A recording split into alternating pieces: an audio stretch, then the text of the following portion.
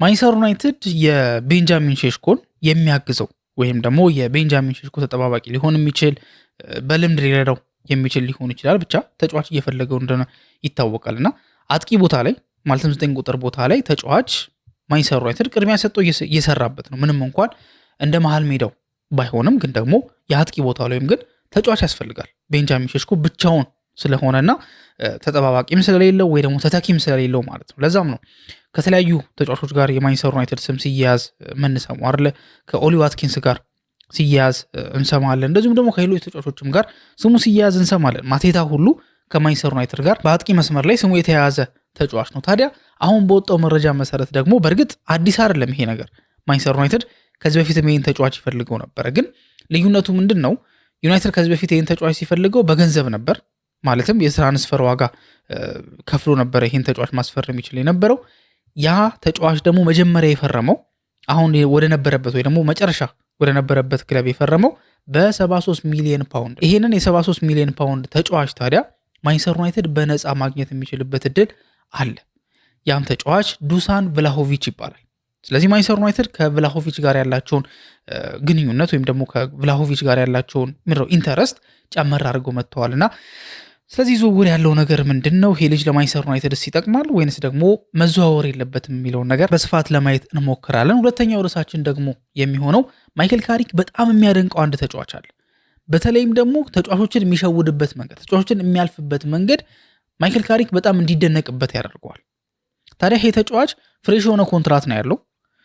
ከፈረመ ገና 1 ዓመቱ ነው ኮንትራቱን፣ ቋሚ ኮንትራቱን ማለት ነውና ግን ደግሞ ስኪሉ ግን ወይ ደግሞ ያለው ችሎታ አቅሙ በጣም የሚያስደነግጥ ችሎታ ያለው አሪፍ ፖርቹጋላዊ ተጫዋች ነውና ማይክል ካሪክ በጣም ያደንቀዋል። ማንቸስተር ዩናይትድም ደግሞ እየፈለገው ይገኛልና ስለዚህ ልጅ ዝውውር ያለው ሁኔታ ምን ይመስላል የሚለውን ነገር እንደዚሁ ለማየት እንሞክራለን። ታዲያ በኒውካስል ቤት ውስጥ ደግሞ እንሄዳለን። ሶስተኛው ርዕሳችንን ስናነሳ ማለት ነው። በኒውካስል ዩናይትድ ቤት ውስጥ ነገሮች በጣም እየተመሰቃቀሉ ነው ያሉት። ነገሮች ብዙ ችግሮች እየበዙ ነው ያሉት። ክለቡ እንደ ክለብ መረጋጋት አልቻለም። አሰልጣኙ ሁሉ ሳይቀር ሪዛይን ያደረገበት ወይ ደግሞ ስራ የለቀቀበትን መንገድ ተመልክተናል። ይሄ ግርግር ታዲያ ለማንቸስተር ዩናይትድ ትልቅ እጣ ፈንታን ይዞ ይመጣል ወይ ደግሞ ትልቅ እድልን መፍጠር የሚችል ግርግር ነው።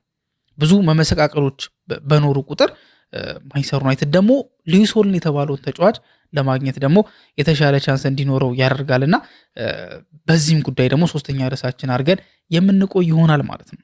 ሰላም እንዴት ናችሁ? ውድ የቻናላችን ተከታታዮች ዕለታዊው የትንታኔ ፕሮግራማችን ላይ ነው የምትገኙት። አሁን የጠቀስኩላችሁን 3 ርዕሶች አንስተን በዚህ ዙሪያ የምንነጋገር ነው የሚሆነው። ታዲያ በእነዚህ 3 ርዕሶች ዙሪያ ሰፋ ያለ መረጃ የምትፈልጉ ከሆነ ይህንን ቪዲዮ እስከ መጨረሻው ድረስ እንድትከታተሉት እጋብዛችኋለሁ።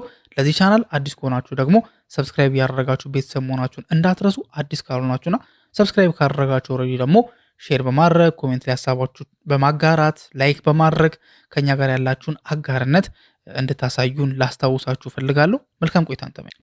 ማንቸስተር ዩናይትድ በዚህ ክረምት ላይ የተለያዩ ቦታዎችን ለማጠናከር እየሰራ እንደሆነ ይታወቃል። ከነዛም ቦታዎች መካከል የአጥቂው መስመር ይካተላል። በዋነኛነት እንደ ትልቅ ዓላማ አይቶ ወይ ደግሞ ፕራዮሪቲ ሰጥቶት እየተንቀሳቀሰ የሚገኘው የሚድፊልዱ ቦታ ላይ መሀል ላይ ማንቸስተር ዩናይትድ ተጫዋች ያስፈልገዋል። ስለዚህ እዛ ላይ ፎከስ እያደረገ ነው። ግን ስቲል ግን የአጥቂ መስመሩ ላይም ግን አሁንም ቢሆን ተጫዋች ያስፈልጋል። ቤንጃሚን ሼሽኮ በባለፈው የውድድር ዘመን ላይ በጣም አስደናቂ የሚባል ፐርፎርማንስ ነበር አሳይቶ የነበረው 12 ጎሎችን ሲያስቆጥር ማለት ነው። ለዛውም በ3 አሰልጣኝ ስር ተጫውቷል ይሄ ልጅ። በ3ቱም አሰልጣኝ ስር ደግሞ ጎል አስቆጥሯል እና በ3 አሰልጣኝ ስር አንድ ክለብ በሚያልፍበት ሰዓት ላይ በአንድ ዓመት ያ ክለብ ምን ያህል አለመረጋጋት ውስጥ እንዳለ ይታወቃል። በእንደዚህ አይነት አለመረጋጋት ውስጥ ሆኖ እንኳን በመጀመሪያ የፕሪሚየር ሊግ ዓመቱ ከ10 በላይ ጎል ማስቆጠር ማለት ቀላል ነገር አይደለም። ግን ይሄ ልጅ ግን አጋዥ ያስፈልገዋል። እንግዲህ 2 አይነት ነው የሚሆነው አይደለ? አሁን ቤንጃሚን ሼሽኮ ልምድ ያለው አጥቂ ነው ወይ ደግሞ በጣም በእድሜ ከፍ ያለ ነው፣ ብዙ ነገሮችን ሼር ማድረግ የሚችል ነው ምናምን የሚባል አይደለም። እድሜው ገና ነው። ስለዚህ ለሱ ከታች ላይክ እንዴት ነው እንደ ተተኪ የሚሆን በእድሜ በጣም ትንሽ ተጫዋች ነሰሰር ላይ ያስፈልገዋል ብሎ አይታሰብ። ሞሮፍ እንዲሁም የሚያስፈልገው እድሜው ከሱ ከፍ ያለ ልምድ ያለው አጥቂ ቢሆን ሞር ተመራጭ። ለዛ ነው ማንቸስተር ዩናይትድ በተደጋጋሚ እድሜያቸው ከፍ ካሉ ተጫዋቾች ጋር ወይ ደግሞ አጥቂዎች ጋር ስሙ ሲያያዝ የምትሰሙት ማለት ነው። አሁን ላይ ታዲያ ከአንድ ተጫዋች ጋር ማንቸስተር ዩናይትድ ስሙ በሰፊው እየተያያዘ ይገኛል። የማስፈረምም ደግሞ ቻንስ አለው። ያም ልጅ ዱሳን ቭላሆቪች ይባላል። ስለዚህ ዩናይትድ የአጥቂ መስመሩ ላይ ያለውን አማራጮች ቼክ በሚያደርግበት ሰዓት ላይ ከነዛ ተጫዋቾች መካከል ሊስት ውስጥ የገባው ወይ ደግሞ ራዳር ውስጥ የገባው ተጫዋች ዱሳን ቭላሆቪች። ታዲያ ዱሳን ቭላሆቪች የማንቸስተር ዩናይትድ የአጥቂ መስመር ማጠናከሪያ ሆኖ የቀረበው አምና የተጀመረውን የማጥቃት እድሳት ወይ ደግሞ የአጥቂ መስመሩን የማደስ እንቅስቃሴ ለማስቀጠል ነው። እንደምናስታውሰው አምና 200 ሚሊዮን ፓውንድ አካባቢ ማንቸስተር ዩናይትድ አውጥቶ ማቲያስ ኩኛን፣ ብራያን ምቡሞን፣ ቤንጃሚን ሼሽኮን ያስፈረመበትን መንገድ ተመልክተናል። ሶስቱም ተጫዋቾች በተሰጣቸው ኃላፊነት በደንብ አድርገው ስራቸውን የሰሩ ድንቅ ተጫዋቾች ናቸው።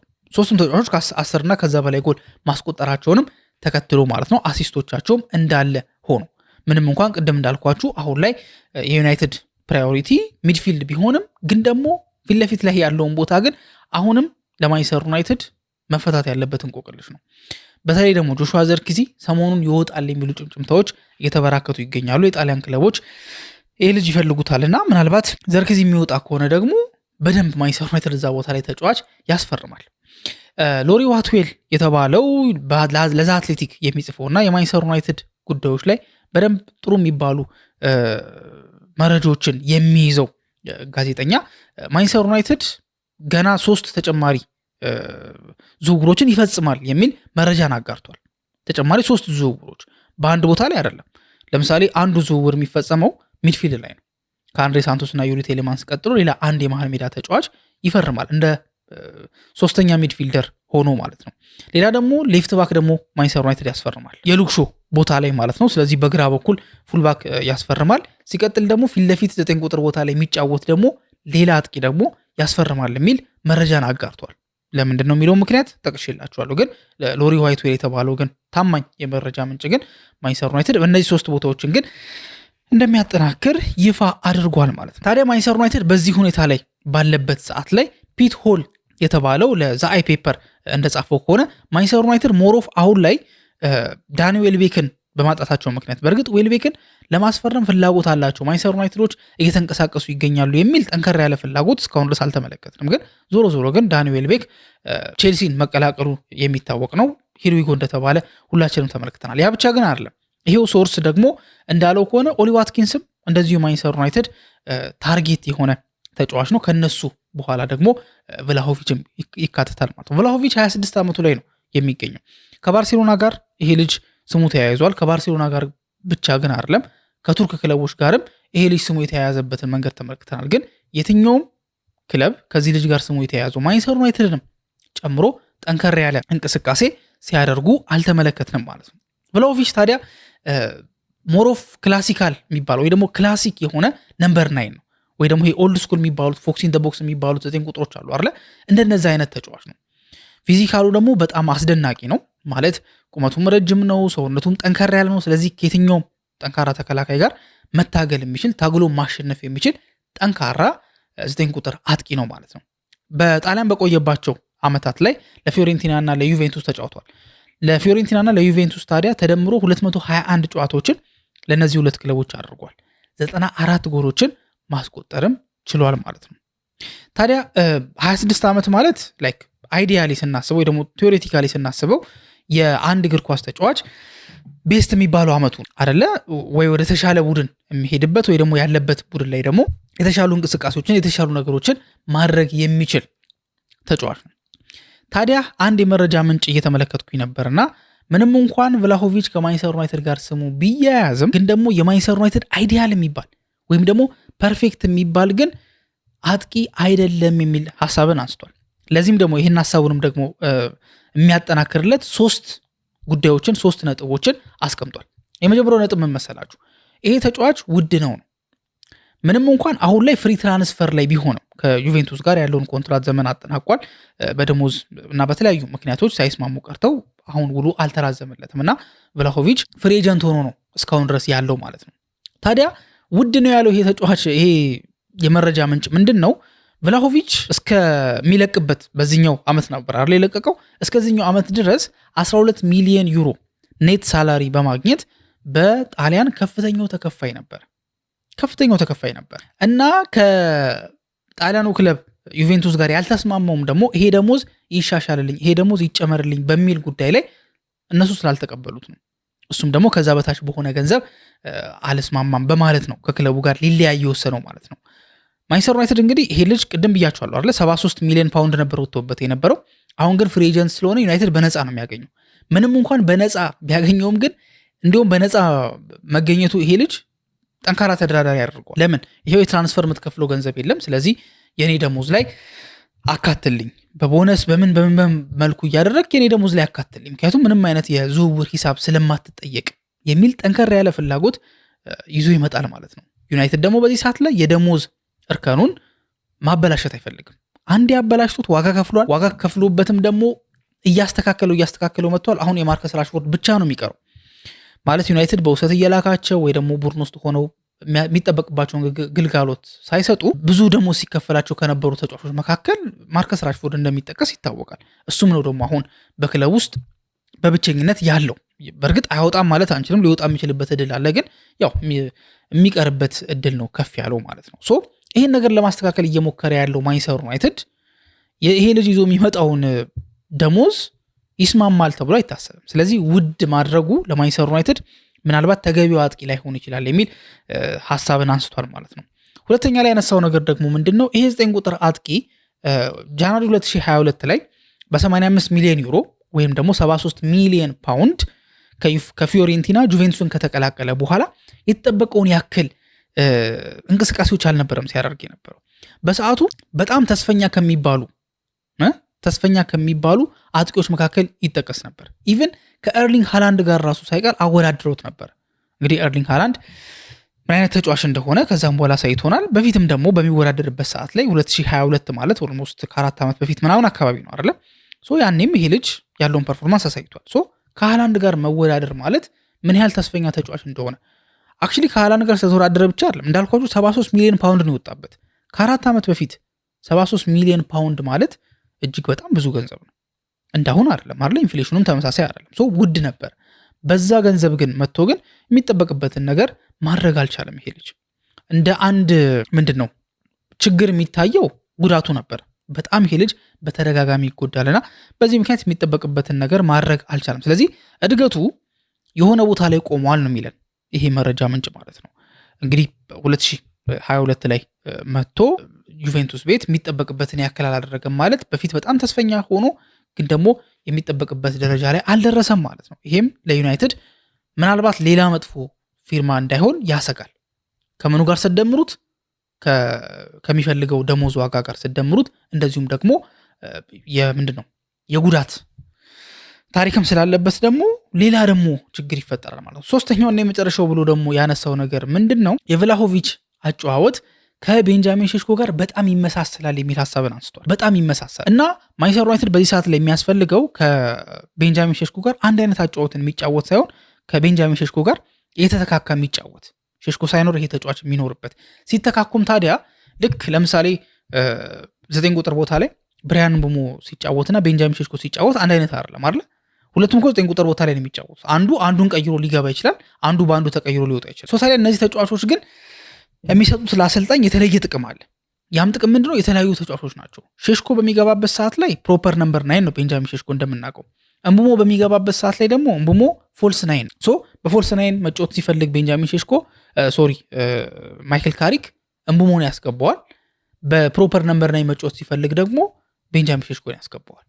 እንደዚህ አይነት መተካካቶች ናቸው መኖር ያለበት እንጂ አንድ አይነት ተጫዋች ከሆነ በዛ ላይ ደግሞ እድሜው ደግሞ 26 ነው። ያን ያህል አንጋፋ የሚባል አይደለም። የመጫወቻ ታይም ይፈልጋል። ስለዚህ የቤንጃሚን ሼሽኮን እድገት እንዳያቋርጥበት ያሰጋልና በእነዚህ ምክንያቶች አይዲያል ፊርማ አይደለም ብሎ እንደሚያምን ይሄ መረጃ ምንጭ አስቀምጧል ማለት ነው። ወደ ሁለተኛው ርዕሳችን ደግሞ በምንሄድበት ሰዓት ላይ ማይክል ካሪክ በጣም የሚያደንቀው አንድ ተጫዋች አለ። ያም ተጫዋች ማንቸስተር ዩናይትድ ለማስፈረም እንቅስቃሴዎችን እያደረገ እንደሆነ የተለያዩ የመረጃ ምንጮች አሳውቀውናል። ይህ ተጫዋች ፖርቹጋላዊ ነው። ለጁቬንቱስ የሚጫወት ተጫዋች ነው። ሰርጂዮ ኮንሴሳኦ ይባላል። 15 ጎሎችን ባለፉት ዓመታት ላይ 2 ዓመት ቆይቷል ይሄ ልጅ በጁቬንቱስ ውስጥ። በእነዚህ ያለፉት ዓመታት ውስጥ 15 ያክል ጎሎችን ማስቆጠር የቻለ ነው። በቀኝ በኩል ነው የሚጫወተው፣ በቀኝ ክንፍ በኩል ነው የሚጫወተው። አጫወቱም ደግሞ ሞር ተጫዋቾችን ምንድነው ድሪብል ማድረግ የሚወድ ነው። 1v1 ግንኙነቶችን በጣም ኢንጆይ የሚያደርግ አይነት ተጫዋች አለ አይደለ? ምክንያቱም ማለፍ ይችላል። የድሪብሊንግ ስኪሉ በጣም አደገኛ ስለሆነ በጣም ኢንጆይ የሚያደርገው ነገር ቢኖር 1v1 ግንኙነት ነው። ከወራት በፊት ስፖርት ዊትነስ እንደዘገበው ከሆነ ሊቨርፑሎች ይህንን ተጫዋች ፈልገውት ነበር።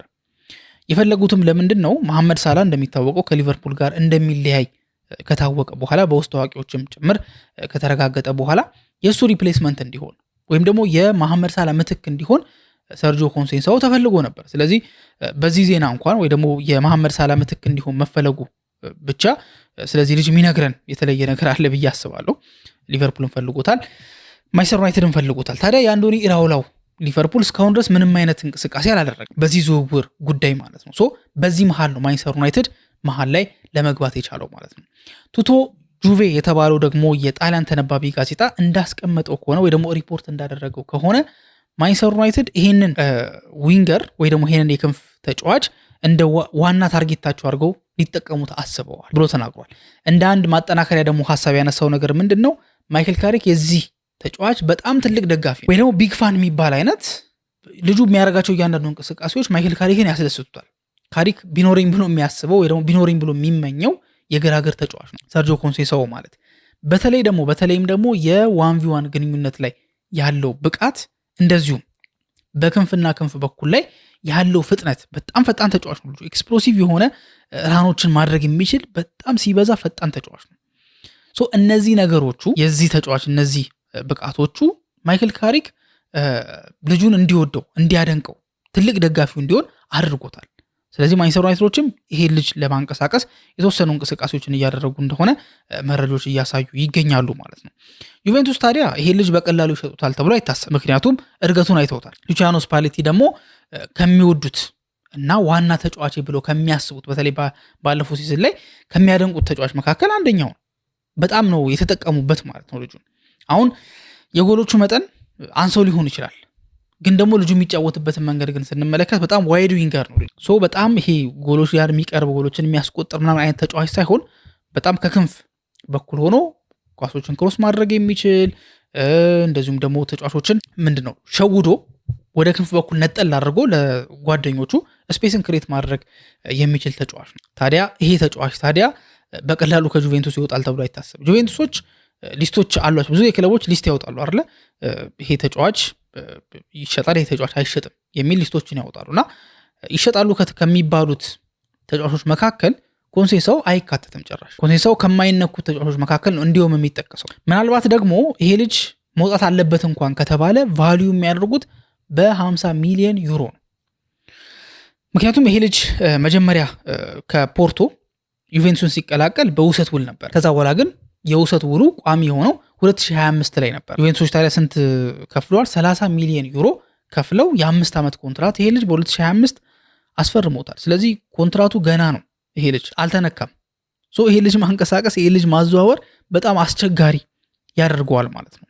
ግን የዚህ ልጅ አስፈላጊነት ምን ድረስ ነው የሚለውን ነገር ስንመለከት ልጁ በጣም ስኪል ያለው ተጫዋች ነው። ታለንትድ ተጫዋች ነው።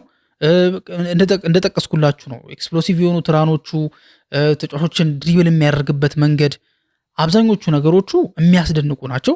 የትኛውም ክለብ ይሄ ተጫዋች በክለቡ እንዲኖር ከሚፈልጋቸው ተጫዋቾች መካከል የሚጠቀስ ነው። ግን ደግሞ ለማንቸስተር ዩናይትድ ፕራዮሪቲ ነው ወይ የሚለው ነገር ግን አሁንም ጥያቄ እንዲነሳ ወይ ደግሞ አንዳንድ ሰዎች ይህን ነገር ኩዌስችን እንዲያደርጉት ያደርጋል። ምክንያቱም ኮንሴሳኦ በቀኝ በኩል ነው የሚጫወተው፣ ያው ፕሪፈር የሚያደርገው ማለት ነው። በግራ አይጫወትም ማለት አይደለም፣ ግን የግራኝ ተጫዋች ነው፣ በቀኝ በኩል ነው የሚጫወተው። የዩናይትድ የቀኝ መስመር ላይ ተጫዋቾች ጎለዋል ወይ? ተጫዋቾች ያስፈልጋሉ ወይ? ብራያን ምቡሞ አለ፣ አማድ ዲያሎ አለ፣ ሼሌሲ አለ፣ ወጣቱ ተጫዋች ማለት ነው። እነዚህ ተጫዋቾች ለአንድ ቦታ ፋይት እያደረጉ ሌላ ደግሞ ተጫዋች ደግሞ እስከ 50 ሚሊዮን ዩሮ ድረስ አውጥቶ ሰርጂዮ ኮንሴሳኦ የተባለ ሌላ ግራግር በቀኝ በኩል የሚጫወት ተጫዋች ማምጣት ማለት ለማንቸስተር ዩናይትድ አሁን ላይ ፕራዮሪቲ የሚሰጠው ወይ ደግሞ ቅድሚያ የሚሰጠው ዝውውር ይሆናል ተብሎ አይታሰብም። ግን እንደ አቅም ግን ከተመለከትን ወይ ደግሞ እንደ ልጁ ችሎታ ግን ካየን ኦፍኮርስ ልጁ የትኛውም ክለብ የሚፈልገው ተጫዋች ነው ብያቸዋለሁ። ማንም ዩናይትድን ቢፈልገው አይፈረድበትም፣ አቅም ያለው ተጫዋች ስለሆነ ማለት ነው። ግን የዝውውር ገንዘቡ ግን እንደዚሁ በቀላሉ ይወጣል ተብሎ አይታሰብም አይደለም። ምክንያቱም እንዳልኳችሁ ነው 2025 ላይ ነው የ5 ዓመት ኮንትራት የፈረመውና ገና ፍሬሽ ነው ኮንትራቱ፣ ገና ንጹህ 4 ዓመት ይቀረዋል።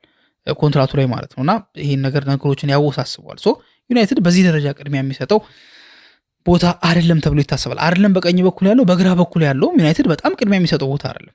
እንደው መጠናከር ስላለበት ይጠናከራሉ ነው እንጂ አንገብጋቢ ቦታ አይደለም። ልክ እንደ 9 ቁጥር ቦታው፣ ልክ እንደ ሚድፊልድ ቦታው፣ እንደ ሌፍት ባኩ አንገብጋቢ ቦታ አይደለምና ይህን ዝውውር ዩናይትድ እስከ ድረስ ይሄድበታል የሚለውን ነገር አብረን የምንመለከት ይሆናል። ማንቸስተር ዩናይትድ አሁን እንዳልኳችሁ ፕራዮሪቲ ከሚሰጣቸው ቦታዎች መካከል አንደኛው የግራ ፉልባክ ቦታ ላይ በግራ ፉልባክ ቦታ ላይ ዩናይትድ ሉክሾ አለው። ሉክሾ በነገራችን ላይ ሁላችንም እንደምናውቀው ካልተጎዳና ሜዳ ውስጥ እስከገባ ድረስ ከሱ በላይ በዛ ቦታ ላይ የሚጫወት ፉልባክ ማግኘት እስከሚያስቸግር ድረስ ነው አቅሙ የሚታይ። የሚጫወትበትን ቡድን የሚጠቅመው እስከዛ ድረስ ነው። ሄልጅ ግን ሜዳ ውስጥ እስከገባ ድረስ ነው። እቺ ነገር መሰመር አለባት። ብዙ ጊዜ ሜዳ ውስጥ ይገባሉ ወይ ለሚለው ጥያቄ ሁሉም ሰው እንደሚያውቀው ብዙ ጊዜ ሜዳ ውስጥ አይገባም። ይሄ ልጅ በጣም ጉዳት ያስቸግረዋል። በጣም አደገኛ የሚባል ጉዳት ኦልሞስት ከ10 ዓመት በፊት አካባቢ ከተጎዳ በኋላ በተለያዩ ቦታዎች እነዚህ ጉዳቶች እየተቀያየሩ ይሄ ልጅ እንዳይንቀሳቀስ አድርገውታል። ግን በዚህኛው በጨረስነው ሲዝን ላይ ግን ማለት 2025-26 የውድድር ዘመን ላይ ግን ሙሉ ጨዋታዎችን የማንቸስተር ዩናይትድ ጨዋታዎችን ማድረግ የቻለ ኮንሲስተንትሊ የተንቀሳቀሰ ተጫዋች ነው። ኤክሴፕሽን ግን አለው። ዩናይትድ አንድ ፕሪሚየር ሊግ ላይ ብቻ ነበር ሲወዳደር የነበረው። ስለዚህ ሎዱ ጫናው በጣም ሎ ነው። አሁን ግን እንደዛ አይደለም። ቻምፒየንስ ሊግ ላይ ያለ ዩናይትድ ኤፍኤ ካፕ ላይ ብዙ መጓዝ አለበት። ካራቦ ላይ በጊዜ መሰናበት ተቀባይነት የለውም። ፕሪሚየር ሊግ ላይም ደግሞ ቻምፒየንስ ሊግ ብቻ ቦታ ማግኘት አሁንም ተቀባይነት የለውም። ስለዚህ ለዛ ቦታ ተጫዋች ሲፈልግ ነበር። እንደ መጀመሪያ ታርጌት ያስቀመጠው የኒውካስል ዩናይትዱን ተጫዋች ሌዊስ ሆልን። ታዲያ መረጃዎች እንደሚሉት ከሆነ የቅርብ መረጃዎች እንደሚሉት ከሆነ ዩናይትድ ጥያቄ ለማቅረብ ነገሮችን እያፋጠነ ይገኛል። እያፋጠነ የሚገኘው በእርግጥ መጀመሪያም ይሄ ልጅ ይፈለግ ነበር ማንቸስተር ዩናይትድ ቤት። ግን አሁን ላይ ግን በተለይ ስፔሻሊ አሁን ላይ በጣም የተፈለገውና ማንቸስተር ዩናይትድ በዚህ ልጅ ላይ ያለውን ፍላጎት ለማጠናከር የወሰነበት ሪዝም ምንድነው? በኒውካስል ዩናይትድ ቤት ውስጥ ትልቅ ችግሮች፣ ትልቅ መተራመሶች፣ ትልቅ ግርግሮች እየተፈጠሩ ይገኛሉ። ያንን ግርግርም ደግሞ እንደየትኛውም ክለብ ለመጠቀም አድቫንቴጁን ለመውሰድ ማንቸስተር ዩናይትድ ነገሮችን ለማፋጠን ወስኗል የሚሉ መረጃዎች እየወጡ ይገኛሉ። ኒውካስል ዩናይትድ እንግዲህ 2024-25 ላይ በጣም ድንቅ የሚባል ሲዝን ነበር አሳልፎ የነበረው። ከ70 ዓመታት በኋላ በካራቦ ካፕ ሊቨርፑል 2-1 በማሸነፍ የመጀመሪያ ዋንጫቸውን ከ70 ዓመት በኋላ የመጀመሪያ ዋንጫቸውን ማሳካት ችለው ነበር። ስለዚህ 2024-25 የውድድር ዘመን ማለት ለኒውካስል ዩናይትድ በጣም አሪፍ የሚባል ወደኋላ መለስ ብለው ሲመለከቱት የሚያስደስታቸውና ሁሌ ቢደገም የሚያስብል ባያልቅ የሚያስብል ጥሩ ጊዜ ነው 2024-25። በአመቱ ግን ማለትም 2025-26 ግን ባሉት 12 ወራት ግን ከዚህ ፍጹም ተቃራኒ ነበር። ፍጹም ተቃራኒ። ለምንድነው ተቃራኒ ያደረገው? ኒውካስሎች ወሳኝ የሚሏቸውን ተጫዋቾች ባለፉት ዓመታት ባለፈው ምንድነው ትራንስፈር ማርኬት እና በአሁኑ ትራንስፈር ማርኬት ያጧቸው ወሳኝ የሚባሉ ተጫዋቾች ገናም ደግሞ ሊያጧቸው የተዘጋጁ ነው ወሳኝ የሚባሉ ተጫዋቾች አሉ። ለምሳሌ አምና አሌክሳንደር ኢሳክ ከክለቡ ጋር ተለያይቷል። ከክለቡ ጋር መለያየቱ ብቻ ግን አይደለም፣ በነገራችን ያንን ተጫዋች መተካት አለመቻሉ። ወልትማደ ስንተኛ ምርጫቸው ነበር? ለዛውም ኦቨርፔይ አድርገዋል ነው እየተባለ ያለው አይደለ? ባየር ሙኒኮች የልጅ ፈልገውት ነበር፣ ወልትማደም ፈልገውት ነበር። ግን ደግሞ ክለቡ ምንድነው የለጠፈበት ዋጋ ፌር ነው ብሎ ስለማያስቡ ባየር ሙኒኮች ተውት። ኒውካስሎች ግን አማራጭ ስለሌላቸው የተጠየቁትን ከፍለው ይሄ ልጅ አምጥተውታል። ኤኪቲኬን ሲፈልጉ ነበር። ኤኪቲኬ እነሱን ትቶ ወደ ሊቨርፑል ሄደ። ኢሳክም ደግሞ የወጣበትን መንገድ ታስታውሳላችሁ አይደለ? በምን መልኩ እንደወጣ። ቤንጃሚን ሼሽኮ እነሱን ትቶ ማንቸስተር ዩናይትድን ተቀላቀለ። ብራያን ምቡሞ እነ ማቲያስ ኩኒያ ብቻ በጣም አስቸጋሪ ጊዜ ነበር። አንቶኒ ጎርደን እና ሳንድሮ ቶናሊ ደግሞ በዚህ ዓመት ኒውካስልን ካጎደሉ ተጫዋቾች መካከል ይጠቀሳሉ ማለት ነው። ታዲያ በ100 ሚሊዮን ፓውንድ አካባቢ ለአራት ተጫዋቾች ቢያወጡም ኤዲ ሃው ማለትም አሰልጣኛቸው ግን በኒውካስል እንቅስቃሴ ደስተኛ ስላልሆነ ሪዛይን አድርጓል፣ ወይም ደግሞ ራሱን ከኃላፊነት አግልሎ 5 ዓመት በዚህ ክለብ ቆይቷል። ኤዲ ሃው 5 ዓመት ቆይቶ ነው እንግዲህ በመጨረሻም ራሱን ያገለለው። እንደ ትልቅ ምክንያትም የሚጠቀሰው ነገር እየወጡ ያሉት ተጫዋቾች ብዛት፣ ወሳኝ የሚባሉ ተጫዋቾች ናቸው አይደለ? አሌክሳንደር ኢሳክ ወጣ ብያቸዋለሁ፣ አንቶኒ ጎርደን ወጣ ብያቸዋለሁ፣ ሳንድሮ ቶናሊ ወጣ ብያቸዋለሁ። ብሩኖ ጊማሬሽም ደግሞ ሊወጣ የሚችልበት እድል ሰፊ ነው እየተባለ ነው የሚገኘው። ስለዚህ ብሩኖ ጊማሬሽም ሊወጣ ይችላል አይደለ? እንግዲህ መቁጠር ነው። አስቡት፣ የመሃል ሜዳ ምሰሶ የሚባሉ ሳንድሮ ቶናሊና ብሩኖ ጊማሬሽ ሲወጡ፣ አንቶኒ ጎርደን አሪፍ የሚባለው አጥቂ ሲወጣ፣ ጥሩ የሚባለው ፉልባክ ደግሞ ሊዩስ ሆል ደግሞ ሊወጣ ይችላል የሚል ደግሞ ጭምጭምቶችም እየወጡ ይገኛሉ። እነዚህ ተጫዋቾችም ሲወጡ ኒውካስል እንደሚዳከም ግልጽ ስለሆነ ይህ አሰልጣኝ ቀድሞ ሪዛይን አድርጓል። ታዲያ በእግር ኳስ ዓለም ላይ እንደዚህ አንድ ክለብ ችግር ውስጥ በሚገባበት ሰዓት ላይ በሱ ችግር መጠቀም የተለመደ ነገር ነው። አሁን ኒውካስሎች አሰልጣኙ ወጥተዋል፣ ሌሎች ተጫዋቾችም እየወጡ ነው። ሊዩስ ሆልም ደግሞ ለመውጣት በጣም ጠንካራ እንቅስቃሴ እያደረገ ነው የሚገኘው። ስለዚህ ይህን አጋጣሚ ኢኔዮሶች ሊያመልጠን አይገባም ወይ ደግሞ ሊያልፈን አይገባም በሚል ይህንን አጋጣሚ ተጠቅሞ ሊዩስ ሆልን የራሳቸውን ለማድረግ እየተንቀሳቀሱ ይገኛሉ።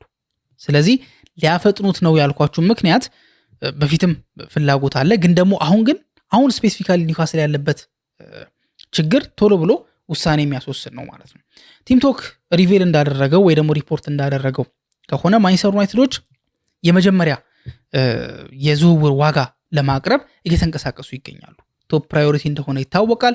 ማንቸስተር ዩናይትዶች የሚፈልጉት ምርጥ የሚባል የመጀመሪያ ምርጫቸው እንደሆነ ይታወቃልና ለዚህ ለ21 ዓመቱ ተጫዋች ደግሞ እንቅስቃሴዎች እየተደረጉ ነው የሚገኙት።